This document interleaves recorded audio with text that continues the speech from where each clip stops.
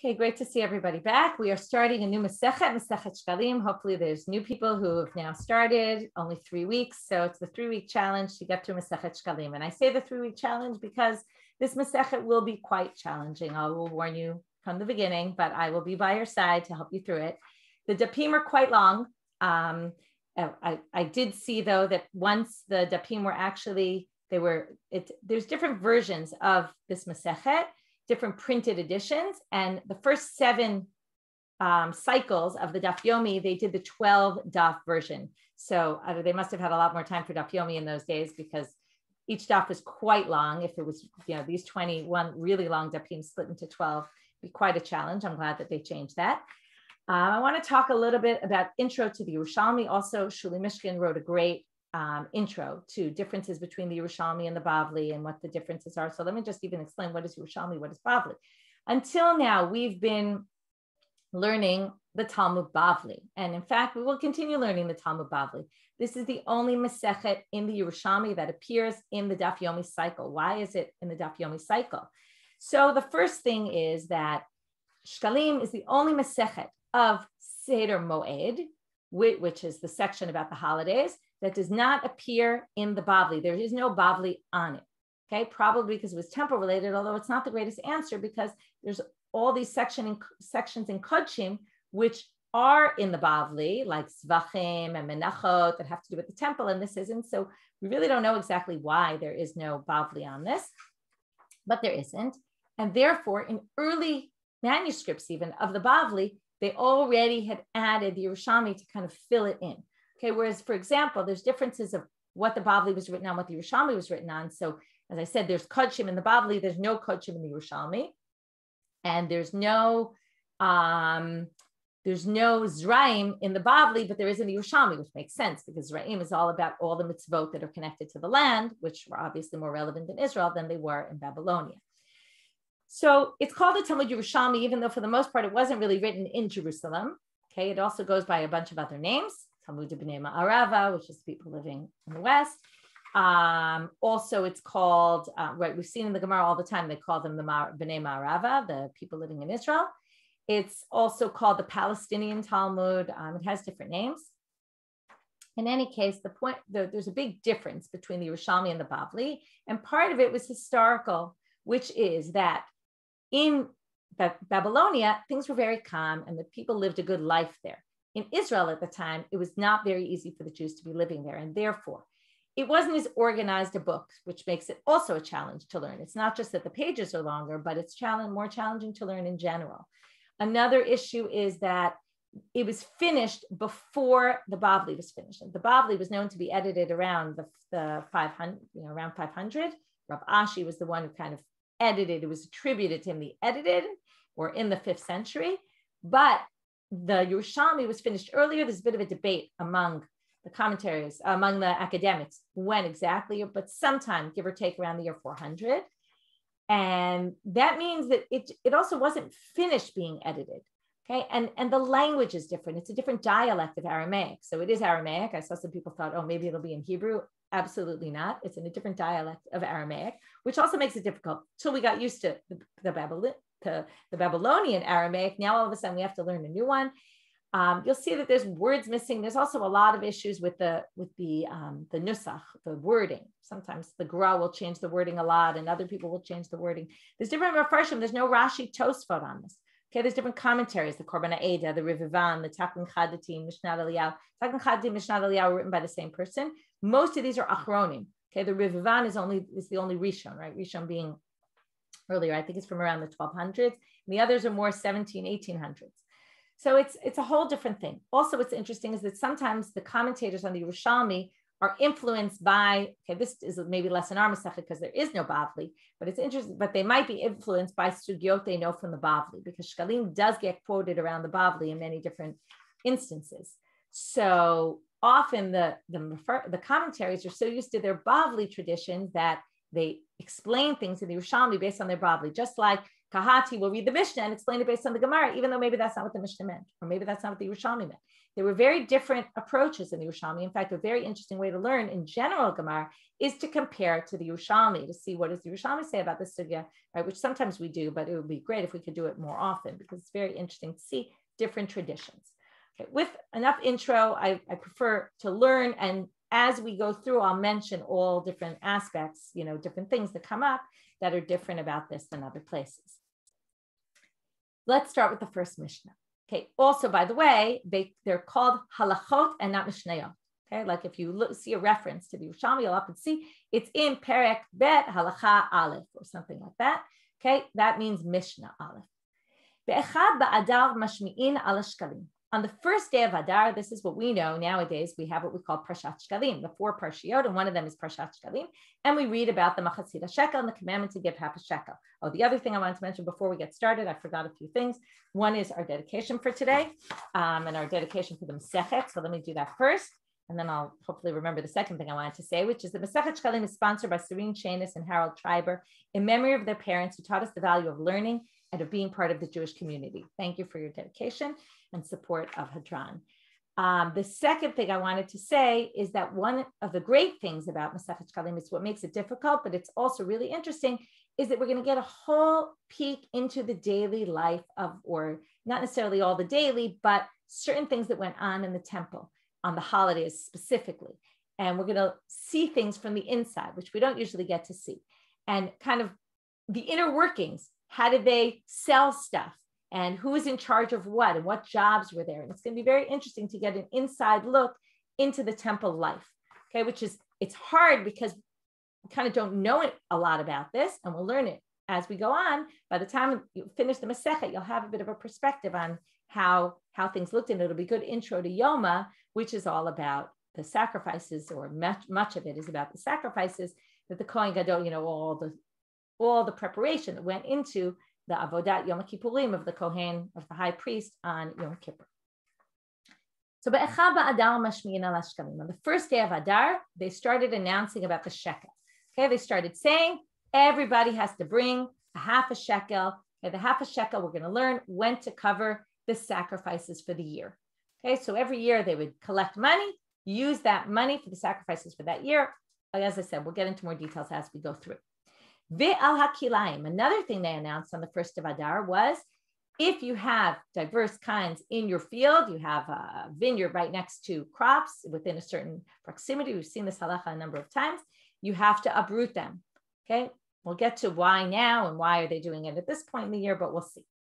Well, I mean, the obvious answer is because that's when things start growing, right? We're the end of the winter season, things are starting to grow, and that's when you start to see, oh, look, this is growing right next to that. Make sure to uproot it. Uba chamisha sarbo. What happens now halfway into the month? We're going to do some other things. This one seems totally unrelated. Kolina to Megillah b'krachim. If you remember, right, Adar, Purim. So on the 15th, it seems like they're only bringing this because they're talking about other things that also happen on the 15th. If you lived in a city that was walled from the time of Yoshua ben Nun, right, Joshua, if you lived in a walled city from that time, to remember Shushan Purim and how they fought an extra day, and they didn't celebrate Purim until the next day. So you also do Purim on the 15th.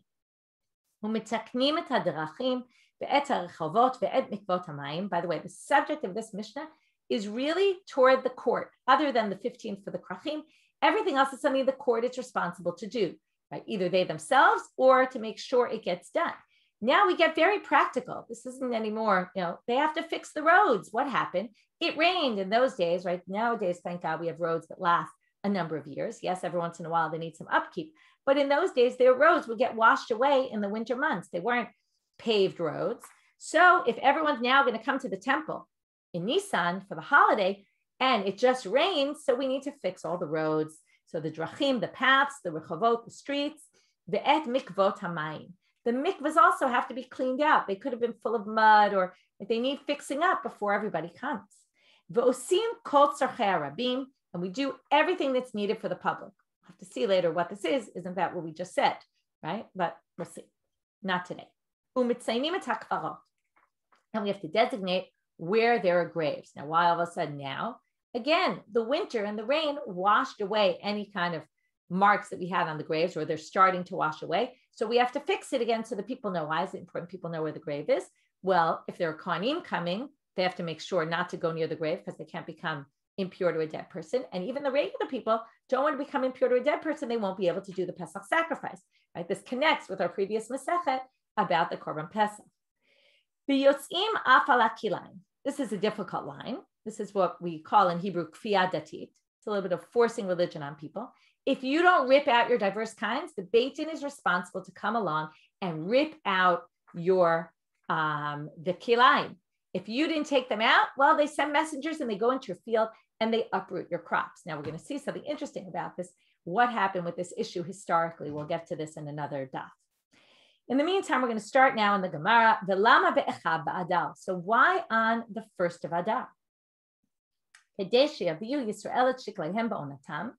So that the people bring their shekels on time. We're going to see what on time means. We want people to bring the money so that on the first of Nisan, in other words, they're assuming that you know why this is. And in another minute, they're going to say, how do we know that that's the case? But assuming you know that on the first of Nisan, they do what we call Trumat HaLishka. Okay, Trumat HaLishka means what they would do is they would bring the shkalim, all the shkalim that came in and got collected. It would go into this thing called a lishka, like kind of like a box or right? Lishka also could be a room. So you bring it all into here, and then you do what we call Trumat HaLishka. You take a chamber. Thank you. That was a good explanation, a good word. You put it in a chamber, and then you take it and you separate it into 3 sections. And you say, right, there's 3. Now I'm going to take this Trumat HaLishka, I'm separating into 3. They put 3 se'im of coins into 3 different boxes. And they said, we're going to use all this money for the sacrifice. It was like a symbolic event of taking all the money collected, splitting into these 3 boxes. We'll get to all the 3s and where they get the 3s from. We'll get into that later. And they would say, we're using this now to buy all the public sacrifices, like the Korban Tamid every day, the ones on the holidays that everyone, right? Not the Pesach, because that everyone bought themselves, but for the ones that are communal offerings, that we're going to take from this money. And the idea is that everybody has to give a machatzit shekel, so everybody's a part of it in an equal manner, right? This is all about equality. We're going to get to later, right? Shiur lo yarbeh, hadal lo yam'id. Everyone has to bring the exact same amount. So now, what do they say? So you want to get this done by Achab Nisan, because on Achab Nisan, Tarmim et halishka, we're going to see. So because of that, everyone has to know a month before. So we'll get to the people of the diaspora. I see you're asking, hold off on your question. Umar Rav Shmuel bar Rav Yitzchak. Okay, by the way, there's one thing we're going to notice about the Yerushalmi. In most of these cases, the word amal is missing, said. Okay, so it's kind of like Umar Rav Shmuel bar Rav Yitzchak, colon. This is what he said. Trumat halishka kitchilata. How do we now want to know, how do we know that we have to do Trumat halishka on Achab Nisan? By the way, this reminds me of wedding invitations. When do you send out wedding invitations? So it depends where you live. If you live, most people somewhere outside of Israel generally send it 6 weeks before. People in Israel often send it 3 weeks before, right? Or I remember when my kids were in Gan, like they would get a birthday party invitation the day before the party, you know, like what's going on here? But what's the issue? And we're going to see this later, which is you want to do it not too early so that people will forget about it, right? If you get something too early, and this maybe because I've been living in Israel long enough, I'm used to the Israeli way, which is if something comes in a month and a half before, I'm not thinking about a month and a half from now. And it's very hard to think forward, right? So it went in my mind and went out of my mind. If I didn't write it in my calendar, I might actually forget about it. But so therefore so here it's interesting because it's a month. It's kind of the average between what you do abroad and what you do in Israel, what nowadays is customary. So a month before seems reasonable, right? Get your act together now. You only have a month left. It's a good time to do it. So now where do we get Achab Nisan? Dichtiv. So they say Trumat halishka kitchilata. The first opinion is we do it the same way they did it in the Mishkan way back when, in the very first time they had the Mishkan. What is that? Dichtiv. Vayihi b'chodesh harishon b'shana shenit, in the first month of the second year in the desert. Be'echad lachodesh ukama Mishkan. That's when the Mishkan was put up. So they assume if the Mishkan was put up that day, they did the Trumat halishka that day. They took the money they collected and they bought the sacrifices that they needed. And therefore, we're going to do it the same way it was there. And how do we know this? Because the pasuk doesn't really say it. But Tane Allah, there's a braita on that says, "B'yom she'ukama Mishkan, bo b'yom nitrema truma." The day the Mishkan was built, right, was put up. That's the day that they did the Trumat halishka. Abitavi, Rabbi Yoshai B'Shem Kahana says, again, we're missing the word says, Ne'emal kan chodshei, u'ne'emar lalan chodshei. He brings a different proof. His proof comes from a verse from the sacrifices in Sefer Bamidbar. This is what we read on the holidays for Maftir, and on Rosh Chodesh we read it. It's the reading for Rosh Chodesh. It's a list of all the sacrifices brought. So it says there in chapter 28, verse 14, you should bring the nisachim, blah, blah, blah, blah, blah. Zot olat ha-chodesh b'chodsho l'chodshei hashana. This is the olah you bring each month. This is for the Rosh Chodesh one. L'chodshei hashana, for the months of the year. Okay, that's one chodshei. Now we're going to do a gzera shava. Same word appears in another place. V'ne'amar lahalan chodshei. Where is that? In the commandment for Korban Pesach, which is in Shmot Yubet. It's the Jewish people are told, HaChodesh hazeh lachem rosh chodeshim. This will be the first month for you. Rishon hu lachem l'chodshei hashana. Will be the first for the chodeshim of the year. There it also says l'chodshei. Now, when did that happen? In Nisan. We know that. So ma chodshei shenemar lahalan emonim elam Nisan. Therefore, av chodshei, when it says by the sacrifices, shenemar kan emonim elam Nisan. It doesn't really cut it. It's not so clear yet. So Amar Rabbi Yona Shavak Rabbi Tavi Rasha de Matnita V'Amar Sofa. He said Rabbi Tavi only quoted half the Braita. You need the rest of it to understand what he's talking about. So here we go. Deloken Kahada Tatane. It's more like this. This is the way you should read it. Zot Olat Chodesh B'Chodsho. First, we're going to start with just that verse about the sacrifices. It says this is the one you bring every month. If you want to say this verse is talking about the truma, which is again the truma lishkaz, when they separate the money and say this money is going for the sacrifices of the year or of the month or whatever it might be. So here, since it says you might have thought you do this once a month, which might have also been smart. Let's take money every month to know what we need this month. It's easier to plan ahead, just a month ahead. So maybe it means every month you do it. That's what it sounds like from the simple reading of that verse. Zot olat chodesh b'chodsho. This is, now again, they've taken this out of context. It's really talking about this is the korban olah that you bring every month. But what they're saying is maybe it means that every month then you have to set aside money for that month. Talmud lomal b'chodsho l'chodshei hashana. Therefore, it says no. Zot olat chodesh b'chodsho l'chodshei hashana. Already the end of that verse tells you no. 1 month you do it for the entire year. So now they say, right, from there we learn b'chodesh echad hu torem l'chol chodshei hashana. You only do it once, even though we're going to see you do it 3 times. But right now, they're going to learn that the real law is to do it once. We'll see later why we do it 3 times a year. We don't know that yet, okay? Right now, all we know is that it's done once a year in Nisan. So if that's the case, well, it says a chodesh b'chodsho. It doesn't say which month. Now we're going to get to Nisan, right? The part of in Shmot Yubet to teach us how we know you get that it's Nisan. So ne'emar kan chodshei v'ne'emar lalan chodshei ma chodshei she'ne'emar lalan emonim elam Nisan av chodshei she'ne'emar kan emonim elam Nisan. So it was a 2-step process. First, you had to prove that you need that's not just each month at a time, but 1 month for the whole year. That we learned from the verse itself. Then we bring the other verse to teach us which month. Oh, it's Nisan. Now we want to go back to Mahu Mashmi'in. When it says in the Mishnah, I already explained it, but let's assume we don't understand. It says, Anacha ba'adar mashmi'in al Shekalim. Mashmi'in is we make it heard. So what does it mean we make it heard? Rav Huna Amar machrizin, we announce.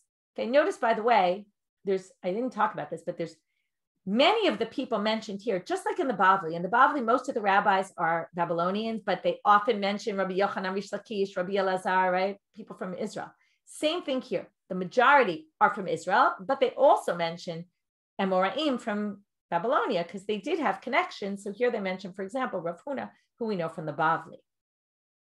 Rav Huna says machrizim. So hech mata amart, hech mada'at amar. Where do we get this from? You have to read the rest of the verse. I put it on your sheet. They made a voice, meaning they announced in Yudan Yerushalayim, lahavi la'Hashem mas'at Moshe eved Elokim al Yisrael b'midbar. This is in Divrei Hayamim, in Chronicles, and it says they announced that you bring the mas'at Moshe. Mas'at Moshe comes from kitisa, right, which is about counting and bringing the machatzit shekel. That's Parshat Kitisa, starts off with the shekalim. So the Masat Moshe is the Machatzit Shekel. So here you see they announced it. There you see it's announced. By the way, there's a different version of this Gemara entirely, which says, how do we know that Mashmi'in is to announce. And they bring a pasuk that talks about someone who is mashmiya something and he announced it.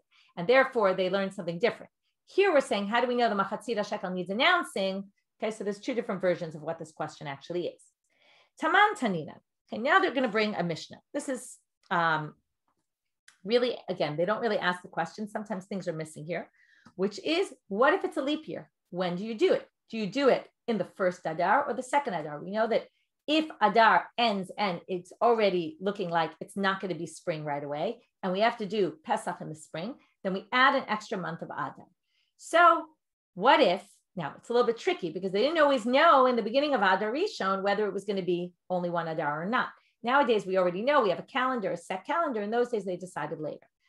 So the question is, there's two questions, which is, let's say I already know there's going to be an Adar Sheni. Do I need to do it in Adar Rishon? And let's say I already did it in Adar Rishon. Do I have to do it again in Adar Sheni? Because what I did in Adar Rishon doesn't count.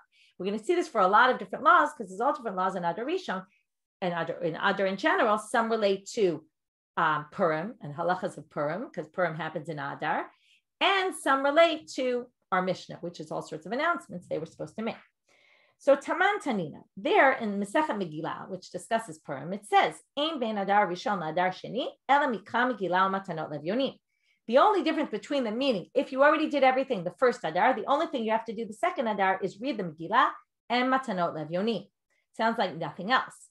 But Rabbi Simon b'shem Rabbi Yoshua ben Levi adds Af shimu Shekalim b'kilayim bedehem. But there's more differences than that. That's not the only difference. Also, you'd have to announce the Shekalim and the Kilayim in the second Adar.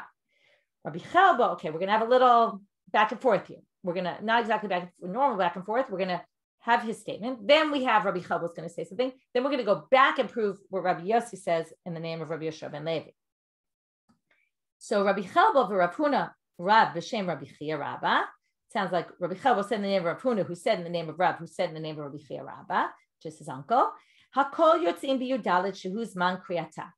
He says, and we're going to get back to this later, and maybe this line is even a little out of place.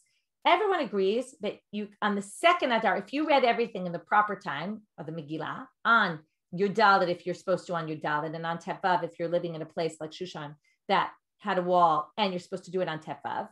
But if you did that in Adar Rishon at its proper time, and in the second Adar, you read the Megillah on the 14th, since the 14th is the main day to read the Megillah, even if, let's say, you live in Jerusalem, you're supposed to read on the 15th, if you did it on the 14th in Adar Sheni, it's fine. We'll get back to this later. Amar Rabbi Yossi, v'ye'ot, and what you said, now, again, not what Rabbi Chelbo just said, but what we said in the name of Rabbi Yoshua ben Levi, that also the Kilayim and also the Shekalim, and this goes back to what I explained before about the invitations. It makes perfect sense that you're supposed to say this the second Adar also. Why is that? Lo kadesh klum amru mashmiin al shekalim lo kadesh yaviu Yisrael sheklayim bonatam. Didn't we say it so that people bring it at the right time?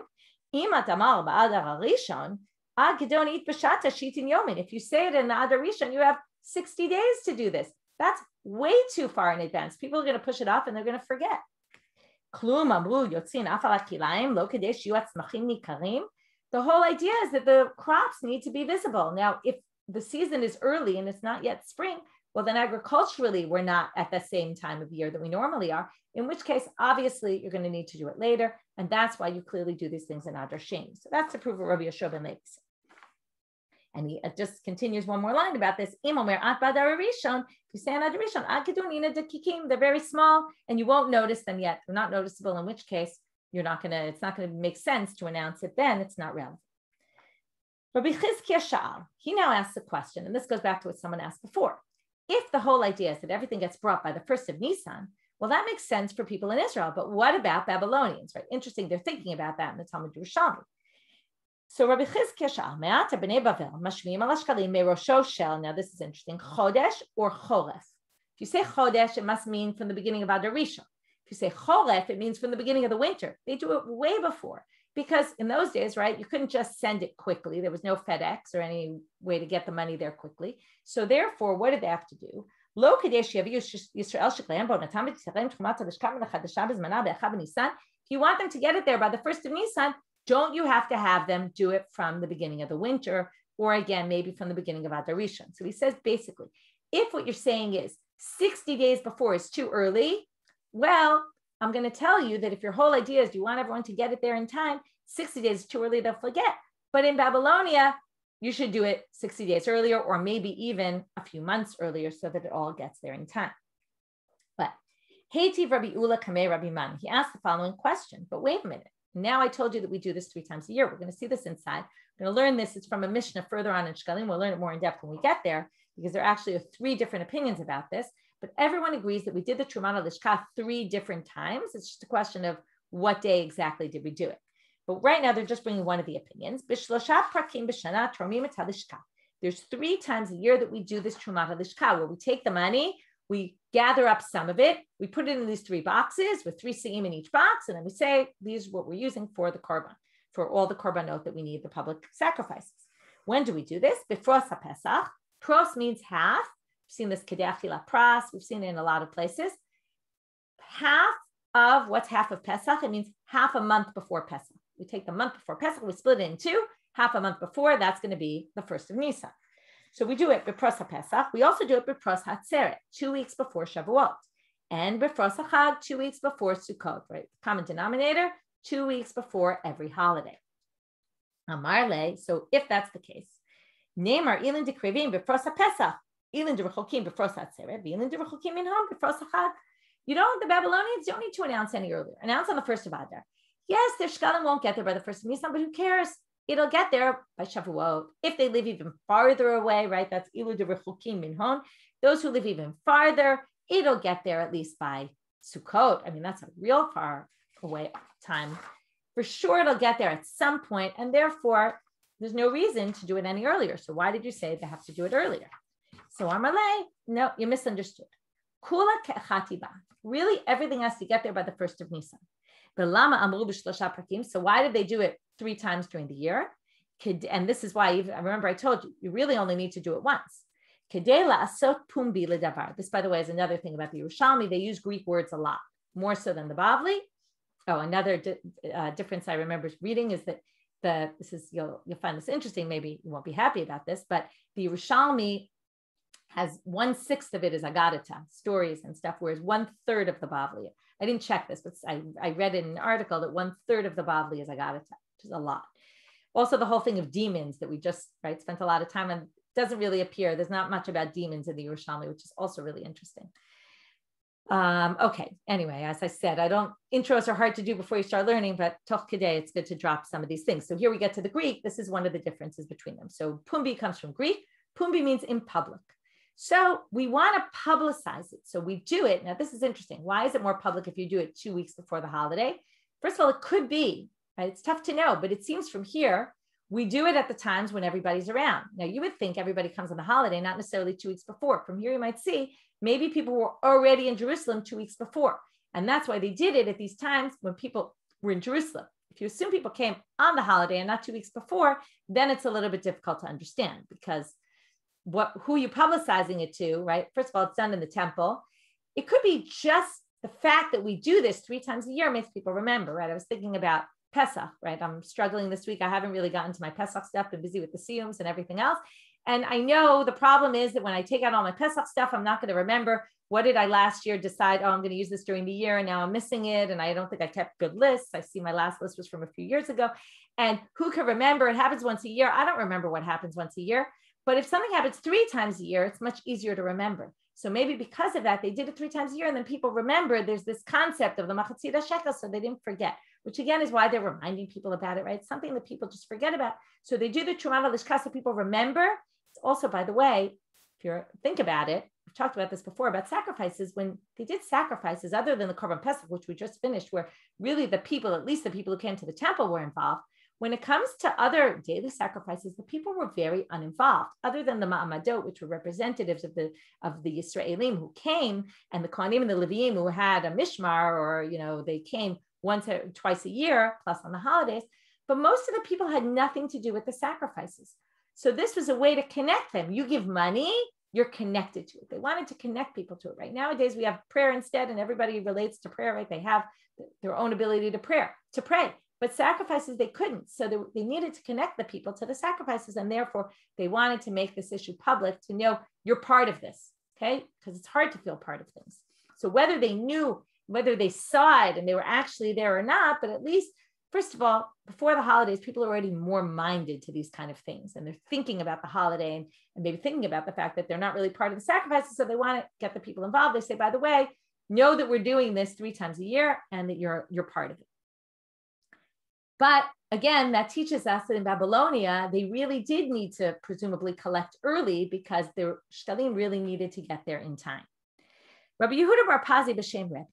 Now we're going to talk about the evil nature of man or woman and the fact that people don't always do things the way they're supposed to. And sometimes there's a lot of excitement to do things, and often it's excitement to do things that are not the right thing to do rather than the right thing to do. So here comes a few verses where we're going to compare this. And throughout the Masechet, we're going to see these comparisons to the tabernacle and the Chet HaEgel, the sin of the golden calf, which in the Torah also there's a lot of connection. So that's going to be our first one. Rabbi Yehuda ben Pazi b'Shem Rebbe. Hein nikra velo niv'at. If you read this, there's no way you could read these psukim and say, oh my God, okay? Or how terrible is this? You'd be shocked. Look at these verses. Litova, when it comes for good, it says, Kol nediv lev, anyone who is generous brought stuff to the temple, brought of their jewels and gold and silver to the temple.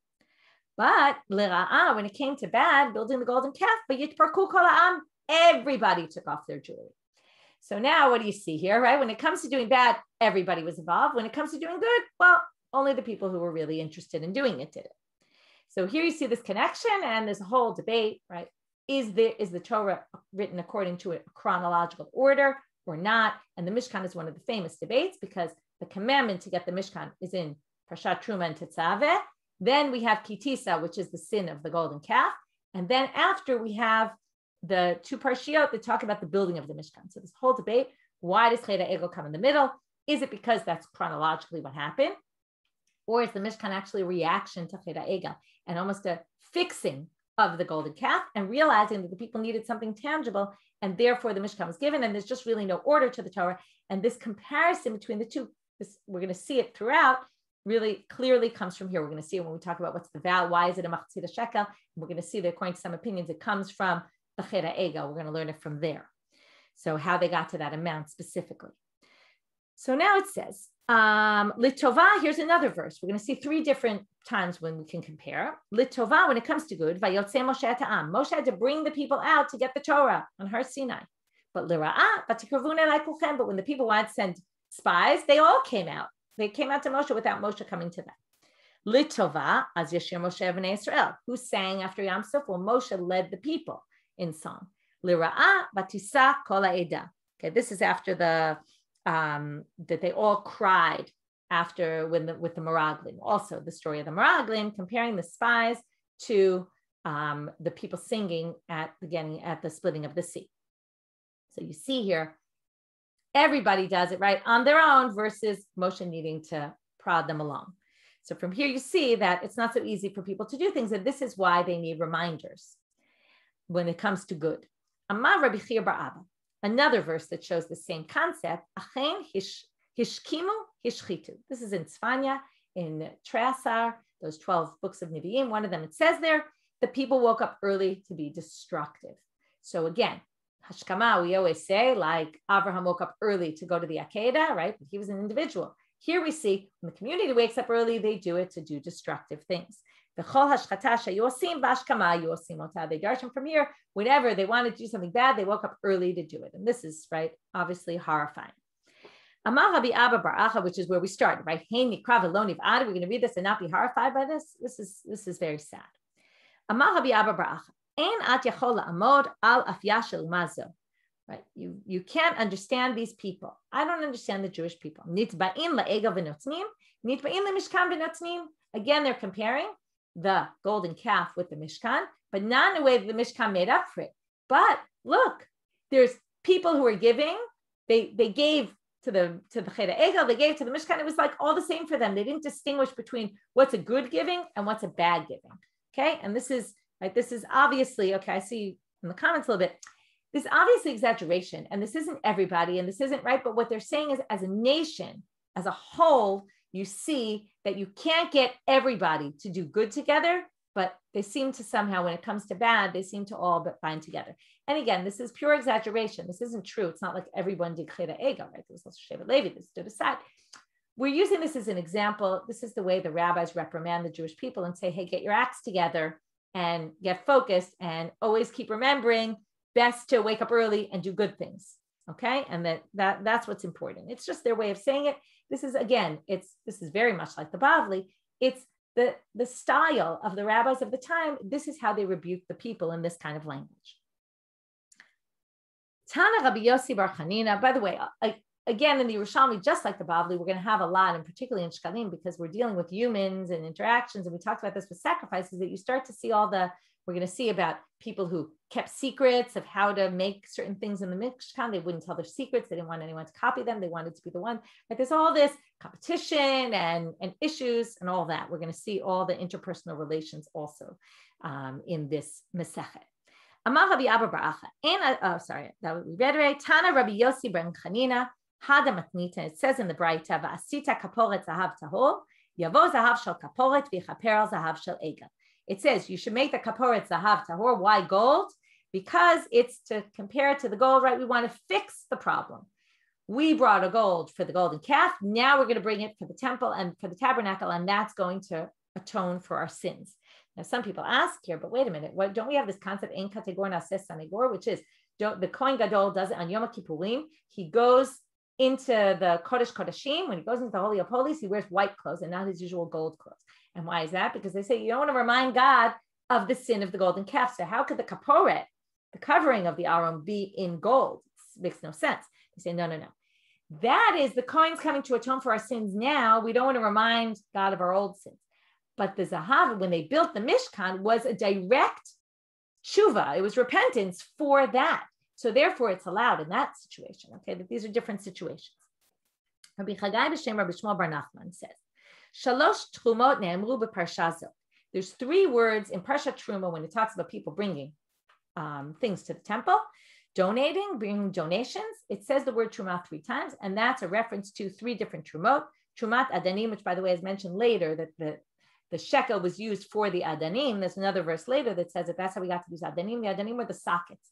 There were these beams that fit into sockets. So there were trumot brought for the adanim, utrumat shkalim, and the shkalim for the sacrifices, and trumat mishkan, which was to bring all sorts of things that were needed in the mishkan. So here we're going to see the verses. So the first one, zo trumat adanim, that's for the sockets. From whoever wants to come voluntarily, take my truma. That's trumat shkalim. That's for the sacrifices.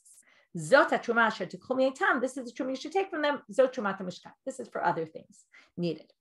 So trumat mishkan mishkan. When it comes for things for the mishkan, we're now going to see that there's a difference between these 3. Mashi yirtzu yasu. Everyone can just bring, right? People wove things. People brought things. Anyone can bring any amount, anything they want. Meaning the wealthier, if they want to bring more, they can bring more. But when it comes to trumat shkalim lekorban, it's kind of in between. Mashir tzu yasu, they could do whatever they want, but kadesh yad kulan shaveh, but everyone has to be equal. That sounds like an oxymoron. You could do whatever you want, but they all have to be equal. So we're going to see this later, that over time, the value of the shekel changed depending on their currency that they were using at the time. So the amount can change. However, everyone has to bring the same amount. Whatever they decide that year or that time period, everyone brings the same. Trumat adanim la'adanim. So now the adanim, the sockets for the sockets, there it says, Ashir lo yarbev, adal lo yamit. Everybody has to bring exactly the same. The wealthy person can't bring more. The poor person can't bring less. It's very interesting. They have this. And again, there's always this issue in society. On the one hand, you want to allow the wealthier, and we need the wealthier support to be able to do things. On the other hand, you want to maintain some sense of equality. So here it's very nice that they strike this balance between having both those happening. Amar Rabbi Avin, also in this parsha, meaning in the shkalim, it also uses the word truma 3 times when it talks about bringing the shekel, the machatzita shekel. First, we were in parsha truma. Now we're jumping to parsha kitisa. Machatzita shekel truma laHashem, yitain trumat Hashem, latete trumat Hashem. It also appears there 3 times. Our last section is now going to deal with the Megillah on the whole issue of Adar Sheni, differences between Adar Rishon and Adar Sheni. Again, this is when you make a leap year and you add an extra month. Lo ken amar Rabbi Chelbo. Now we're quoting this line, which I told you is kind of out of place there. Now we're going to quote it here. This is not what Rabbi Chelbo said in the name of Rav Huna, in the name of Rav, in the name of Rabbi Chia Rabbah, Hakol Yotzim Ba'arba Asar Shuzman Kriyata. In other words, the Mishnah seems to be brought here as a contradiction to what he said. The Mishnah said on the 15th you read it, and he said you could do it on the 14th. So lo ba ela lalamdecha shekol mitzvot hanohagot ba'adar sheni ena nohagot ba'adar rishon. What our Mishnah was trying to tell us really is that everything done in Adar Sheni doesn't have to be done in Adar Rishon. So when it said b'chamisha sarbo korin nigla b'krachim, they were trying to say that's done in Adar Sheni. It wasn't so much focused on the 15th versus the 14th. It wasn't saying you can't do it on the 14th. It was just saying that we generally do it on the 15th if you're living in one of those cities, but not that you have to. And the point was that you do it the 15 days before Nisan and not in Adar Rishon. Rabbi Yossi, Rabbi Acha, Vuyatva. Amar Rabbi Yossi, Rabbi Acha. Okay, now we have a bit of a girsa problem. There's a lot of places in this Masechet where there are going to be different versions of the text. Okay, this is one of them. So Rabbi Yossi, Rabbi Acha were sitting. Amar Rabbi Yossi, Rabbi Acha. Lo mistaber l'she'avar. It can't be he's talking about in Adar Rishon. Okay, that if l'she'avar. If you already did it, if you read it in Adar Yud Daled. Then, Lisha'avar means it already passed. Let's say, right, Rabbi Chalbo is talking about, not about if you already read it on Tefav. Ela lahaba lo. What he's saying is, if you already read it on Yud Daled, then you don't need to read it on Tefav. And if you're standing at Yud Daled, then you shouldn't read it today. You should read it on the 15th. But if you happen to have already read it on the 14th, then you don't need to read it on the 15th. So now they say, wait a minute though. Vahatane, how can you say that if I'm obligated to read on the 15th and I read it, if I read it, one second. Probably Dalet. Let me just get it straight. It's talking about, it can't be that the 15th already passed and he didn't read, because then, L'sha'avar means that he already passed the 15th and then it's saying it's okay if you read it on the 14th. That, what he's saying, right? You can't fix it. If you skip the 15th, you can't skip it. There's nothing to do. But lahaba, if you read on the 14th, and he could still, if the 15th already passed, he's obviously not talking about that. There's nothing you can do. You can't go back in time. Right? We don't do time travel. But what he's talking about is lahaba. If you're standing right before the 15th, you already read on the 14th, then you don't need to read it again on the 15th. So now they say, but wait, how can you possibly say that? If that's the case, this halacha makes no sense. V'hatane, it says in a braita, makom shenagu likota shnei yamim, kor'in ota shnei yamim.